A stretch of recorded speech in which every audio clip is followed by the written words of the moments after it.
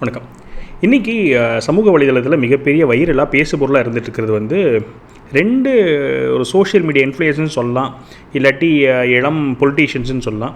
அவங்க 2 பேத்துக்குள்ளே நடந்துக்கிட்ட ஒரு மிகப்பெரிய சண்டை. யாருன்னு கேட்டிங்கன்னா ராஜா பேரான் அப்படின்னு ஒருத்தர், அப்புறம் அட்வொகேட் நெல்சன் 2 பேர். இவங்க 2 பேருமே கன்னியாகுமரி அந்த பகுதியை சேர்ந்தவங்கன்னு நினைக்கிறேன். ஸோ அவங்க 2 பேத்துக்குள்ளே ஒரு மிகப்பெரிய தகராறு நடந்திருக்குது. அதுதான் மிகப்பெரிய பேசுபொருளாக இருக்குது. அது ஏன் நம்ம சேனலில் ஏன் நம்ம அதை பேசணும் அப்படின்னு நினச்சேன்னு கேட்டிங்கன்னா, 2 பேர் யங்ஸ்டர்ஸு, 2 பேருமே அரசியல் கருத்துக்கள் தெரிவிக்கிறவங்க, அரசியல் கட்சியோட ஒரு ரிலேட்டடாக இருக்காங்கன்னு வச்சுக்கோங்களேன். ஸோ எனக்கு வந்து ரொம்ப ரிலேட் பண்ணிக்க முடிஞ்சுது. இப்போது நானும் வந்து ஒரு யங்ஸ்டரு, அரசியல் கருத்து இருக்குது, ஒரு சோஷியல் மீடியாவில் நம்ம வந்து ஏதோ ட்ரை பண்ணிகிட்டு இருக்கோம். அப்போ இப்படி இதே மாதிரி தளத்தில் இருக்கக்கூடிய ஒரு 2 பேத்துக்குள்ளே இவ்வளோ பெரிய பிரச்சனையாக இருக்குது அப்படிங்கும்போது அது என்னன்றதை நம்ம மக்கள்கிட்ட சொல்லணும். அப்புறம் என்னோடய கருத்துக்கள் பகிர்ந்துக்கணும்னு நினச்சேன். அதான் இந்த வீடியோவில் இருக்க போகிற விஷயம். ஸோ ஃபஸ்ட் நான் என்ன பண்ணிடுறேன்னா, என்ன நடந்துச்சுங்கிறது அப்படியே சொல்லிடுறேன். என்னோடய ஒப்பீனியன் எதுவுமே இல்லாமல் நான் என்ன பார்த்தேன், வீடியோ கிளிப்பிங்ஸில் இருக்குது, அது நான் முடிஞ்சு அதில் ஒரு ஆட் பண்ணுறேன். என்ன நடந்ததுன்ற சொல்லிவிட்டு அதுக்கப்புறம் என்னுடைய ஒப்பீனியன் நான் ஷேர் பண்ணுறேன். நான் உங்கள் மணியன் கோபி, நீங்கள் பார்த்துட்டு இருக்குது பாசிட்டிவ் பாலிடிக்ஸ். ஸோ முதல்ல வந்து என்னாச்சுன்னு கேட்டிங்கன்னா, இந்த அட்வொகேட் நெல்சன் அப்படிங்கிறவர் வந்து ஒரு இன்ஸ்டாகிராம் இன்ஃப்ளூயன்சர்னு சொல்லலாம். ஏன்னா நிறையா குட்டி குட்டி வீடியோஸாக போடுவார், ரீல்ஸு ஷார்ட்ஸாக பார்த்துருக்கேன். நான் எப்போ அவரை ஃபஸ்ட்டு பார்த்தேன்னு சொன்னால், அண்ணாமலை அண்ணனை பற்றி ஒரு சில விஷயங்கள் அவர் என்ன பண்ணியிருப்பாருன்னா, இந்த ஊழல் குற்றச்சாட்டெலாம் இருந்தது இல்லையா, அதில் அவரும் சேர்ந்துக்கிட்டு இந்த மாதிரி ஆமாம் அப்படிலாம் சொல்லி பேசிகிட்டு இருந்தார். அப்போ பார்த்தேன். அப்போ எனக்கு ஒரு தாட் வந்துச்சு, அவர் ஒரு ஆழமாக பண்ண மாட்டார் போல் அப்படின்னு சொல்லிட்டு. அவர் எந்த கட்சி தொடர்பு அப்படின்னு கேட்டிங்கன்னா, அவர் டிஎம்கேயை எதிர்த்து வீடியோஸ் போடுறாரு, இவர் நாம் தமிழர் கட்சி எதிர்த்து வீடியோஸ் போடுறாரு, அண்ணாமலை அவர்கள் எதிர்த்து வீடியோஸ் போட்டிருக்கிறாரு. அதே சமயத்தில் அவர் ஏடிஎம்கே சப்போர்ட்டர்னு சொல்கிறாங்க, விஜயோட சப்போர்ட்டர் இப்போ ரீசெண்டாக அப்படின்ட்டு சொல்கிறாங்க. இது அவருடைய அரசியல் நிலைப்பாடு. இந்த மாதிரி வீடியோஸ் போடுற ஒரு அட்வொகேட், சின்ன பையன், யங்ஸ்டர்ஸ் தான். இன்னொருத்தர் வந்து யாருன்னு கேட்டிங்கன்னா ராஜா பேரோன்னு சொல்லிட்டு, அவர் வந்து ஒரு பெரிய பாடி பில்டரு, கன்னியாகுமரி மாவட்டம் அந்த பகுதியை நினைக்கிறேன். நான் அவங்க 2 பேருடைய பாஷையுமே அப்படி தான் இருக்குது, ஸ்லாங் அதை வச்சு நம்ம புரிஞ்சுக்கிறோம். நான் இவரோட வீடியோஸ் எப்போ பார்த்துருக்கேன்னு சொன்னால், இவரும் இன்ஸ்டாகிராமில் தான் வந்து இன்ஃப்ளூயன்சர், பாடி பில்டிங் பற்றி ரொம்ப நேட்டிவாக பேசக்கூடியவர். அவர் ஓப்பனாக நாம் தமிழர் கட்சியோட சப்போர்ட்டர். 2 பேருக்குமே முன்னாடி வேறு நிலைப்பாடுகள்லாம் இருந்திருக்கு, அது நம்மளுக்கு தெரியல. இவர் ஓப்பனாக நாம் தமிழர் கட்சியோட சப்போர்ட்டரு. இவர் என்ன பண்ணிகிட்ருக்காருன்னா, உடல் ஆரோக்கியத்துக்காக ஒரு லேகியம் மாதிரி ஒன்று சேல் பண்ணுறாரு, யானை கவளம் அப்படின்னு சொல்லி ஒன்று சேல் பண்ணுறாரு. இது இவங்க 2 பேருடைய பின்னணி. இப்போ இந்த அட்வொகேட் நெல்சன் என்ன பண்ணுறாருன்னு சொன்னால், நாம் தமிழர் கட்சியை எதிர்த்து வீடியோஸ் போட்டுட்ருக்காரு. அப்படி அந்த கட்சி எதிர்த்து வீடியோஸ் போட்டுருக்கும்போது நடுவில் ஒரு விஷயம் சேர்க்குறாரு. என்ன சேர்க்குறாருன்னா, இந்த ராஜா பேரான் ஒருத்தர் வந்து யானை கவளம்னு ஒன்று விற்றுட்ருக்காரு, ஒரு பொடியோ மாவோ ஒன்று விற்றுட்ருக்காரு. அவர்கிட்ட வந்து எதுவுமே இல்லை போல், அதாவது ஜிஎஸ்டி இல்லை, எஃப்எஸ்ஐ இல்லை, எம்எஸ்எம்இ இந்த மாதிரி எந்த ஒரு சர்டிஃபிகேட்ஸ் எதுவுமே ப்ராப்பராக இல்லாமல் விற்றுட்டு இருந்திருக்கிறாப்புல அப்படின்னு சொல்லிட்டு ஒரு வீடியோ ஒன்று போஸ்ட் பண்ணுறாரு. இதை போஸ்ட் பண்ணி அப்புறம் சீமானவர்கள் எல்லாத்தையுமே பயங்கரமாக தாக்கி தான் போஸ்ட் போட்டிருக்கிறார். அதில் ஒரு பகுதி வந்து இந்த ராஜா பேரனை பற்றி பேசியிருக்காரு. இதை பார்த்துட்டு என்ன பண்ணியிருக்காருன்னா, இன்றைக்கி ராஜா பேரன் அப்புறம் அவங்க கூட 2-3 பேர் எல்லோரும் சேர்ந்து இந்த நெல்சன் அவரோட வீட்டுக்கு போயிடுறாங்க. வீட்டுக்கு போயிட்டு அவர் நெல்சன் அவரோட அப்பா மட்டும் இருக்கிறார் வீட்டில், பாக்கி அந்த நெல்சன் அவங்க அம்மா எல்லாம் வெளியே இருக்கிறாங்க.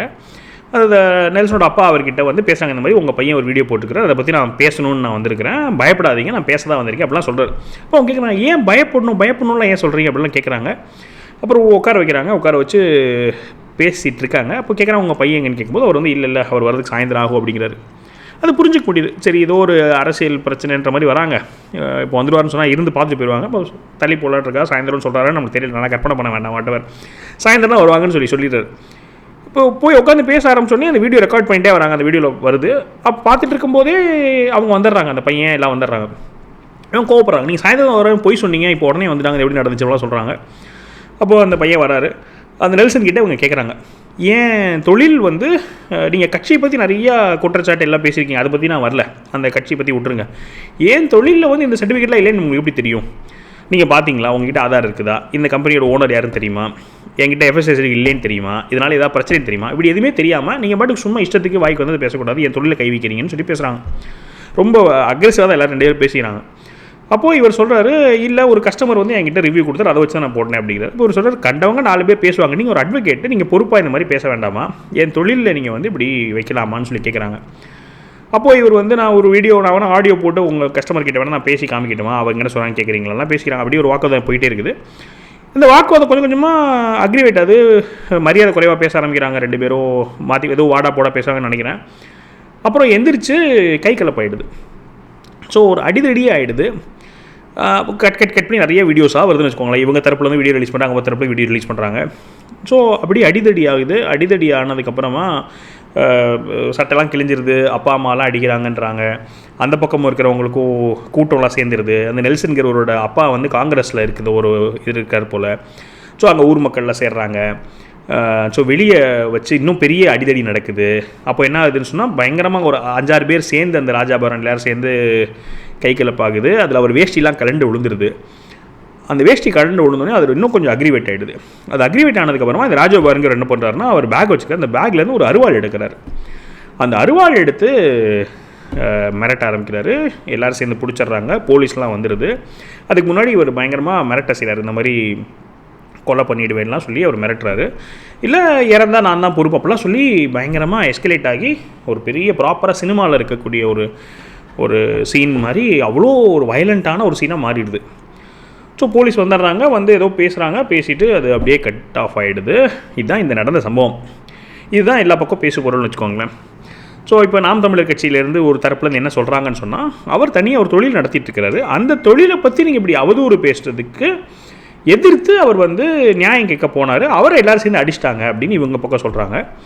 இவர் நெல்சன் அவர்கள் தரப்புலேருந்து என்ன சொல்கிறாங்கன்னு சொன்னால், ஒரு சோஷியல் மீடியா போஸ்ட் போட்டதுக்காக வீட்டுக்குள்ளே வந்து கொலை பண்ணுறேன்னு மிரட்டிட்டு போயிருக்கிறாங்க. அருவாள்லாம் கொண்டு வந்துருக்கிறது, பையில் அவ்வளோ இதெல்லாம் வச்சுக்கிறாங்க. உங்கள் அப்பா அம்மா வயசானவங்களெல்லாம் தாக்கியிருக்கிறாங்க அப்படின்னு சொல்லிட்டு இவங்க பக்கத்தில் வந்து சொல்கிற விஷயம். ஸோ இதுதான் வந்து நடந்தது. ரொம்ப டிஸ்டர்பிங்காக இருந்துச்சு. அதாவது யங்ஸ்டர்ஸு ஏன் இந்த மாதிரியான ஒரு எஸ்கலேட் ஆகுது, அரசியல் கருத்து மாற்று கருத்து வைக்கிறாங்க, கவுண்டர் ஆர்கியூமெண்ட் பண்ணுறாங்க, அதெல்லாம் ஒரு பக்கம் இருந்தாலுமே இப்படி வயலன்ஸ் போகிறது வந்து நல்லது இல்லையே சமுதாயத்துக்கு. ஏதோ ஒரு என்ன சொல்கிறது, கண்ணுக்கு தெரியாத ஒரு இடத்துல யாரோ ஒரு ரவுடிஸ் சண்டை போடுறாங்கங்கிறது வேறு. லட்சக்கணக்கான மக்கள் பார்க்குறாங்க. இப்போ இவங்க 2 பேர்த்துக்குமே பார்த்தீங்கன்னா, ஒருத்தருக்கு வந்து 7 லட்சம் ஃபாலோயர்ஸாக, இன்னொருத்தருக்கு வந்து 5-6 லட்சம் ஃபாலோயர்ஸ். ஸோ கிட்டத்தட்ட லட்சக்கணக்கான மக்கள் யங்ஸ்டர்ஸ் ஃபாலோ பண்ணக்கூடிய ஒரு நபர்கள் இப்படி அடிச்சுக்கிறாங்க. அதுவும் வந்து இந்த மாதிரி இவ்வளோ வயலண்ட்டாக போகுது அப்படின்னு பார்க்கும்போது ரொம்ப தவறு. இதில் எனக்கு 2 விஷயம், எனக்கு 2 பக்கமே எனக்கு தப்பு தெரியுது. அதில் வந்து கண்டிப்பாக வயலன்ஸை கையெடுக்கிறது, முதல்ல அவங்க வீட்டுக்கு நேரில் அவங்க வீட்டுக்கு போய் மிரட்டுறதுங்கிறதே வந்து ரொம்ப தவறான ஒரு விஷயம் தான். ஏன்னா ஏதோ ஒரு தப்பு சோஷியல் மீடியா போஸ்ட் தப்பாக இருந்துச்சுன்னா அதுக்கு ஒரு லீகல் ஆக்ஷன் எடுத்துருக்கலாம். அதை தாண்டி இந்த மாதிரி ஆயுதங்களோடு அங்கே போனது, இல்லை அந்த ஆயுதங்கள் எடுத்தது, இல்லை அடிதடி நடந்தது எல்லாமே பயங்கரமாக கண்டிக்கத்தக்கது. இது லா அண்ட் ஆர்டர் மோசங்கிறது இன்னொரு எடுத்துக்காட்டுன்னு வச்சுக்கோங்களேன். இன்னுமே அதுக்கு ஒரு லா அண்ட் ஆர்டர் ஒரு பொசிஷன் எடுக்கலன்னு நினைக்கிறேன். 2 தரப்புலையுமே கைகலப்பு நடந்திருக்குது. ஒரு வெப்பன்ஸ்லாம் எடுத்துருக்காரு. 2 பேர் மேலேயுமே என்ன ஆக்ஷன் எடுத்திருக்காங்க இன்ன வரைக்கும் தெரியல. எல்லோரும் போஸ்ட் எல்லாம் போட்டுருக்கிறது என்னென்னா, சமூக வலைதளத்தில் அவர் அரெஸ்ட் பண்ணணும், யாரெல்லாம் வன்முறை கையில் எடுத்தாலும் அவங்களுக்குலாம் வந்து நடவடிக்கை எடுக்கணும்னு சொல்கிறாங்க. அதெல்லாம் எடுத்தால் தான் கொஞ்சம் ஓரளவுக்கு பொறுப்பாக இருக்கும். அதனால் அது பண்ணுறாங்களான்னு பார்ப்போம். இவ்வளோ சோஷியல் மீடியாவில் இவ்வளோ ஃப்ளாரப் ஆனதுனால அது பண்ணுவாங்கன்னு நினைக்கிறேன். ஆனால் அரசியல் தொடர்பு இருக்கிறதுனால அதில் ஒரு தொய்வு இருக்காமல் இருக்கணும், பார்ப்போம். இப்போ எனக்கு என்ன கருத்துன்னு கேட்டிங்கன்னா, நம்ம இந்த வயலன்ஸ் நான் சொல்லிட்டேன். தொழில் வந்து என்ன பண்ணுறாங்கன்னு சொன்னால், நிறைய பேர் வந்து தொழிலை டார்கெட் பண்ணுறத ஒரு ஈஸியாக கையாளுறாங்க. அது ரொம்ப கெடுதல். இப்போ நம்ம கண்ணு முன்னாடி பார்க்குறோம், வயலன்ஸ் வந்து மிகப்பெரிய டேஞ்சர், அது மாற்று கருத்தே கிடையாது. ஆனால் தொழிலை டார்கெட் பண்ணுறது வந்து என்ன பண்ணுன்னு சொன்னால், ஒரு சமுதாயத்தையே பின்னோக்கி கொண்டு போயிடுது. இது இப்போ மட்டும் கிடையாது, இதுக்கு முன்னாடி நிறைய சோஷியல் மீடியாவில் நிறைய நடந்துகிட்டே இருந்துச்சு. இப்போ அரசியல் தொடர்பாக இருக்கிறதுனால நம்ம எடுத்து பேசுகிறோம். இப்போ தான் நம்ம ஊரில் வந்து என்ன பண்ண ஆரம்பிச்சிருக்காங்கன்னா, தொழில் முனைவோர் ஜாஸ்தியாக இருக்கிறாங்க. சும்மா வெட்டியாக பேசிகிட்டே இல்லாமல், ஒரு தவறான முறையில் போகாமல் உழைச்சி ஒரு ப்ராடக்ட் பில்டு பண்ணுறேன், ஒரு சர்வீஸ் பில்டு பண்ணுறேன், ஒரு எக்கனாமிக்கலாக டெவலப் பண்ணுறேன்னு சொல்கிற அந்த ஆண்டர்ப்ரனர்ஷிப் மைண்ட் செட் இப்போ தான் டெவலப் ஆகிட்டு இருக்குது.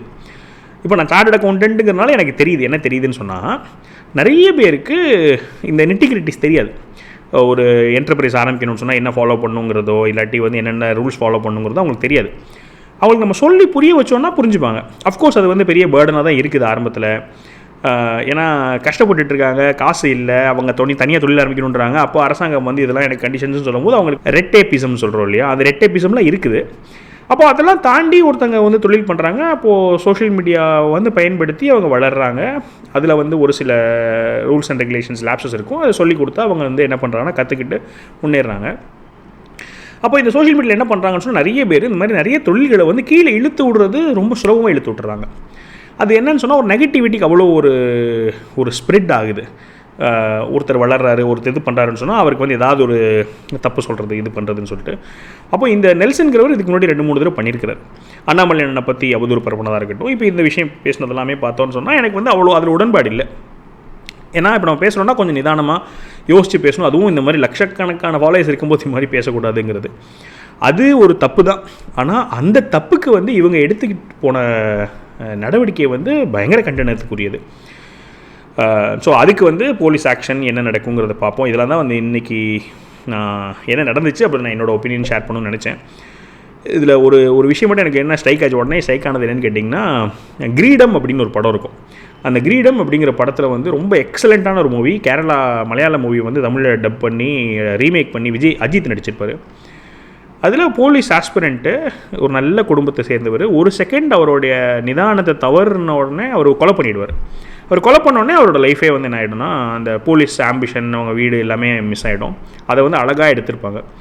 ஸோ இந்த வைலன்ஸ் வந்து அவ்வளோ டேஞ்சரஸ். ஒரு செகண்ட் தான் போவார். அருவாள் எடுக்கிறாருன்னு சொன்னால் அவர் அவ்வளோ நல்லா கட்டமைப்பை வாழ்ந்து என்ன சொல்கிறது, சோஷியல் மீடியா இன்ஃப்ளூயன்சராக இருக்கார், ஒரு ப்ராடக்ட் பண்ணி எல்லாம் பண்ணிட்டு வந்திருக்கிறாரு. ஒரு செகண்டு பேசும்போது பார்த்தீங்கன்னா நிதானமாக தான் பேசுகிறாரு. அதாவது மற்ற வீடியோஸ்லாம் பார்த்தா ஒரு செகண்ட் அருவாள் எடுக்கிறாருன்னு சொன்னால், அப்போ அருவாள் ஃபஸ்ட்டு கொண்டு போகிறாருனால ஏதோ பிளான் இருக்குது, அது ஒரு பக்கம். அந்த ஒரு செகண்டில் வந்து அவங்க வாழ்க்கையே மாறிடுது அப்படிங்கிறது வந்து எனக்கு அந்த கிரீடன் படம் தான் ஞாபகம் வந்தது. அந்த படம் அப்படியே கண் முன்னாடி எனக்கு வந்துட்டு போச்சு. ஸோ இது நிறைய பேர்த்துக்கு வந்து அவாய்ட் பண்ணியிருக்கலான்னு தோணியிருக்கலாம். அதை அந்த வீடியோவை நான் சொன்னேன், நம்ம போடுற வீடியோவை. ஆனால் எனக்கு வந்து போடணும்னு தோணுச்சு. ஏன்னா எல்லாமே எந்தளவுக்கு டக்குன்னு எஸ்கலேட் ஆகிடுது. எப்படி வளர்ச்சி ஒருத்தருக்கு இருக்குதோ அதே அளவுக்கு வீழ்ச்சியும் இருக்கிறதுக்குண்டான ஸ்கோப் இருந்துகிட்டே இருக்குது இப்போ மாடர்ன் டேஸில். ஸோ என்ன நடந்துச்சுன்னு நிறைய பேருக்கு தெரியாமல் இருக்கலாம். இதை பார்க்கணுன்னு ஆசைப்படுறவங்களுக்கு, தெரிஞ்சுக்கணும்னு நினச்சவங்களுக்கு நம்ம ஷேர் பண்ணலாம். அப்படிங்கிறத இந்த வீடியோட நோக்கம். உங்களோட கருத்துக்கள் பதிவு பண்ணுங்கள். நீங்கள் என்ன நினைக்கிறீங்க, உங்களுக்கு என்ன அவுட்லுக்கு? ஸோ வேற ஒரு பாசிட்டிவ் பாலிடிக்ஸ் வீடியோ உங்களை சந்திக்கிறேன். வணக்கம்.